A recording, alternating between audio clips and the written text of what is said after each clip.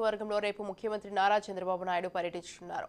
కూటమి ప్రభుత్వం ఏర్పాటైన 100 రోజుల నేపథ్యంలో ఇది మన ప్రభుత్వం పేరిట కవిటి మండలం రాజాపురం గ్రామంలో నిర్వహించే రచ్చబండ కార్యక్రమంలో సీఎం చంద్రబాబు పాల్గొంటారు.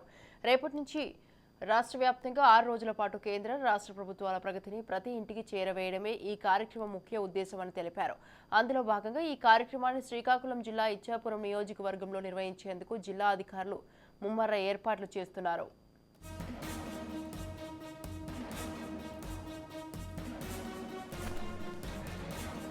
కార్యక్రమం నిర్వహణకు ఒక్కరోజే గడువు ఉండటం, కూటమి ప్రభుత్వం ఏర్పాటైన తర్వాత ముఖ్యమంత్రిగా తొలిసారి చంద్రబాబు నాయుడు జిల్లాకు రావడంతో కార్యక్రమాన్ని ప్రతిష్టాత్మకంగా నిర్వహించేందుకు అధికార యంత్రాంగం ముమ్మర ఏర్పాట్లు చేస్తోంది.